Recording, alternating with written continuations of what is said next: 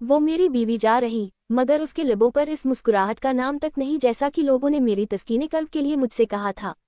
बस हड्डियों का एक ढांचा है।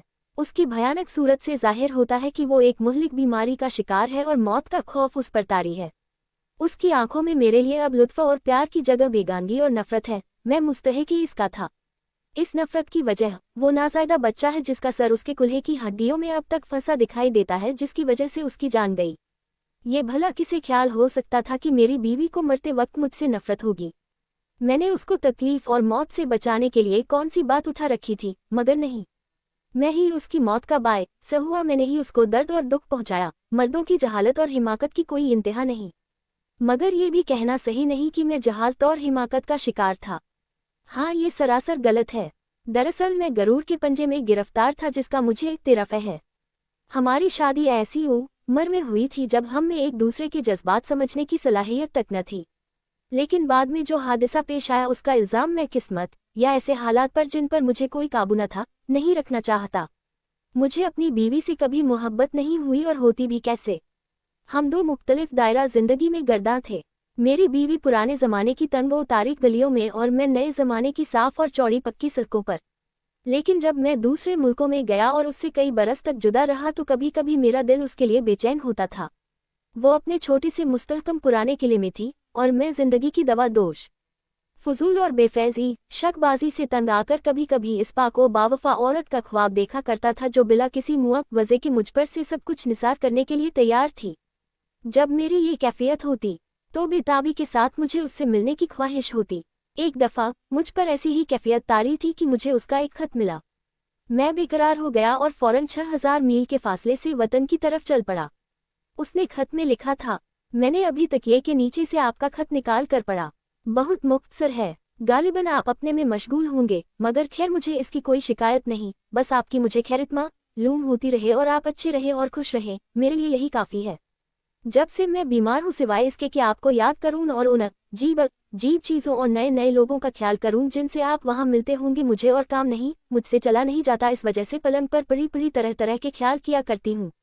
कभी तो इसमें लुत्फ़ आता है और कभी इससे सख्त तकलीफ होती है जब लोग मेरी सेहत के बारे में गुफ्तगू करते हैं और मुझसे इजहार हमदर्दी करते हैं और ये नसीहत करते हैं तो मुझे बड़ी कोफ्त होती है। ये लोग ये तक नहीं समझते कि मुझे क्या रोग है। उन्हें सिर्फ अपनी तस्कीने कल्ब के लिए मेरी हालत पर रहम आता है। अपने वालिदैन पर भी बार हूँ। वो अपने जी में ख्याल करते होंगे कि बावजूद मेरी शादी हो जाने के मैं ऐसी बदनसीब हूँ कि उनके गले पड़ी हूँ। इसका नतीजा ये है कि मैं हर वक्त इस कोशिश में रहती हूँ कि बहुत ज़्यादा मायूसी और रंज का इजहार न करूँ, और मेरे वालिदैन ऐसी कोशिश करते हैं जिससे ये जाहिर होता है कि उन्हें मेरी बीमारी की वजह से बड़ा तरद्दुद और फिक्र है। गर्ज दोनों तरफ बनावट ही बनावट है। मैं आपसे किसी बात की शिकायत करना नहीं चाहती और न आपके काम में हारिज होना चाहती हूँ।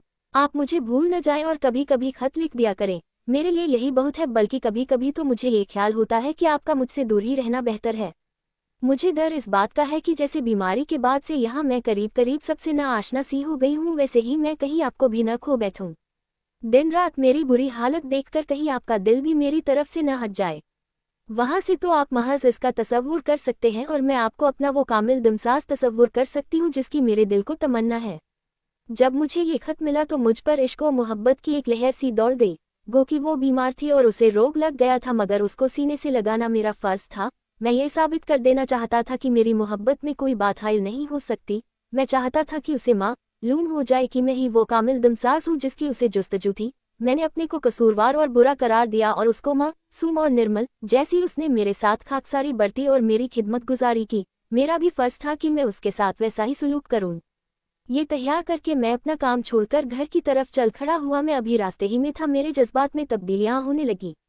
वो शुरू का सा पाक जज्बा बिल्कुल गायब हो गया और रोज़मर्रा की छोटी छोटी बातों की तरफ मेरे ख्यालात दौड़ने लगे। मसलन रोज़ी कमाने की मैं कौन सूरत निकालूंगा, अपने दोस्तों में से किन किन से मुलाकात जारी रखूंगा, अपने ससुर और सास से किस तरह मिलूंगा, उनसे साफ साफ बातें करूं या ये कि उनकी तरफ से बेरुखी बरतूं, वगैरह वगैरह। सिर्फ अपनी बीवी से मिलने की पहले किसी तमन्ना बाकी न रही। ये ही नहीं बल्कि ज़रा ज़रा से रोज़ाना ज़िंदगी के मसलों ने मेरी तमन्नाओं और वलवलों का खात्मा कर दिया। घर पहुंचने पर ये मसाइल मकरूह हकीकतों से बदल गए जिनसे गुरेज नामुमकिन था। पुराने ज़माने की जिन जिन दिलफ्रेबों की मैंने अपने जहन में तस्वीर खींची थी उनका कहीं पता भी ना था। बजाय इसके मैंने खुद को एक तंग तारीख, गंदी, जुल्म और जहल से लबरेज दुनिया में बंद पाया। स्टेशन पर जो लोग मुझसे मिलने आए उनमें अक्सर बेहुदा, बदमाश, तंग नजर और नाकारा किस्म के आदमी थे। उन सब ने बहुत खुशी के साथ मेरा इस्तकबाल किया। मुझे बिठाया गया, मुझ पर फिक्रे कसे गए, वही पुराने नाशाइस्ता मजाक हुए और दूसरों की बदजुई की गई। कई दिन तक जलसों और दावतों का सिलसिला रहा। उसके बाद कहीं उन लोगों से नजात मिली। इस दरमियान में मैं अपनी बीवी से सिर्फ थोड़ी थोड़ी देर के लिए मिल सका, लेकिन उसके तेल से चिपके हुए बाल, उसका लागर जिस्म और जर्द चेहरा दावतों, रक्स व सरोद के जलसों और इधर उधर बातचीत के वक्त भी बार बार मेरी नज़र के सामने आ जाता था। जब सब मेहमान रुखसत हो गए तो मैं अपनी बीवी के पास गया और उसके करीब पलंग पर जाकर बैठा। वो साकित लेटी रही और मेरी तरफ उसने नज़र उठाकर नहीं देखा। मैं थोड़ी देर तक तो उसकी हर सांस के साथ उसके सीने का उतार चढ़ाव देखता रहा। फिर मैंने उसका नहीफ हाथ अपने हाथ में ले लिया और कुछ देर तक हम दोनों यूं ही खामोश बैठे रहे। फिर मैं बोला, लीजिए अब तो मैं आपके पास आ गया, कुछ बातें कीजिए, आप इतनी चुप क्यों हैं? उसने जवाब दिया, मैं क्या बातें करूं, खैर आप आ गए। मैंने दफतन ये महसूस किया कि इस तरह काम नहीं चलने का। मैंने शुरू में जो तहया किया था वो मुझे याद आ गया और मैंने जल्दी से कहा, वाह, आपको कहना तो मुझसे बहुत कुछ है। इतने दिन जो मैं यहाँ नहीं रहा तो आप क्या करती रही और कैसी रही, सब मुझे बताए। आखिर इतने दिन तक आपने मुझसे बातचीत नहीं की, अब उसकी कसर निकालिए। याद है आपको, आपने मुझे एक दफ़ा खत में लिखा था कि आपको एक हमदम दमसाज की जुस्तजू है। मैं ही वो शख्स हूँ और अब आपके पास इसलिए आया हूँ कि हर वक्त आपके साथ रहूँ और कभी आपसे जुदा ना हूँ। मगर मेरी तमाम कोशिशें बेकार साबित हुईं। मेरी बातों से जाहिर था कि रटे हुए सबक की तरह ऊपरी है और उनसे मेरी बीवी की कोई तसल्ली नहीं हुई। कुछ देर तक मुझे ये उम्मीद रही कि उसे इसका शायद एहसास नहीं हुआ, मगर वो घबराहट और बेचैनी से मेरी टोपी उठाकर हाथों से मलने दलने लगी और फिर ऐसी गुफ्तगू शुरू की कि मुझे अपनी नाकामयाबी का यकीन हो गया। उसने कहा, भला मैं क्या कहूँ, यहाँ तो जैसे दिन वैसी रात, लेकिन आप क्यों चुप हैं? आपको नए नए तजुर्बे हुए होंगे, अहम उमूर से साबिका पड़ा होगा। आप मुझसे उन सब बातों का तज़किरा कीजिए, वहाँ की अजीब अजीब चीज़ें, तरह तरह की मशीन, किस्म किस्म के लोग, नई जिंदगी। आप लिखा करते कि आपको इन सब के बारे में मुझे लिखने का वक्त नहीं, लेकिन अब तो आप मेरे पास हैं, अब तो आपको वक्त है। ये उसने जानकर मेरी खुदबीनी पर हमला किया। अब मुझे मालूम हो गया कि बरसों की जुदाई ने हमारे ताल्लुकात में मुतल्लिकन कोई फ़र्क पैदा नहीं किया। हम पहले की तरह अब भी एक दूसरे से नाआशना थे और एक दरिया के दो मुख्तलिफ किनारों पर अजनबी की तरह खड़े हुए थे। हमने फिर एक दूसरे के साथ रियाकारी शुरू कर दी। मैंने कहा, हाँ, मुझे तो आपसे बहुत सी बातें करनी है। हम दोनों मिलकर क्या क्या करेंगे ये तय करना है, लेकिन पहले आप जल्दी से अच्छी तो हो जाए। जब आप अच्छी हो जाएंगी तब हम उसके बारे में गुफ्तगू करेंगे। अभी तो आपको खामोशी से आराम करना चाहिए। आप अपने दिलो दिमाग पर जोर न डालिए, मेरे आने की वजह से गालिबन आपको थकान हो गया। आप आराम कीजिए और ज्यादा सोचिए मत। अच्छा, मैं अब जाता हूँ, आप सो जाइए। मैंने उसका हाथ छोड़ दिया और वहां से उठकर चला आया। उसके बाद न तो मैंने उससे ज्यादा राबिता बढ़ाने की कोशिश की और न किसी खास बात पर ज्यादा देर तक गुफ्तगू ही की। दिन में एक दो दफा उसे देखने जाया करता, दरियाफ्त करता कि उसकी सेहत कैसी है और ऐसी ही दो एक बातें करके चला आता और अपने काम में मसरूफ हो जाता। इत्तेफाक से मेरा काम भी इन दिनों कुछ अच्छा नहीं चल रहा था और मुझे फुर्सत काफ़ी थी। रफ्ता रफ्ता मैं फिर अपने पुराने दोस्तों की सोहबत में रहने लगा और उनकी लगवा और फजूल अक़दतें मुझ में भी आ गईं। ताश, शराब और बेसरोपा बातों का सिलसिला जारी रहने लगा। हम अपने को मौसीकी का भी माहिर समझते थे और शहर की नामवर गाने वालियों के सरपरस्त बन बैठे। ऐसी हालत में जाहिर है कि मैंने एक औरत भी रख ली थी। हमने बेमानी और बेमकसद जिंदगी बसर करने की यही तरकीबें निकाली थीं। हम में से जो लोग गैर ममालिक का सफ़र कर आते थे वो अपनी जवामदी और आशिकी की दास्तानें दूसरों को सुना सुना कर उन पर रोक बजमाते थे, लेकिन मुझे अपनी बीवी से छुटकारा पाना नामुमकिन था। उसकी सेहत की खराबी की वजह से मेरे पास मिजाज पुरसी के लिए खतूत और दोस्तों और रिश्तेदारों का एक सिलसिला कायम रहता। कोई मुझे नसीहत करता तो कोई फजीहत, कोई दिलासा देता तो कोई इजहार हमदर्दी करता। इन सब बातों से मेरी जिंदगी अजाब हो गई।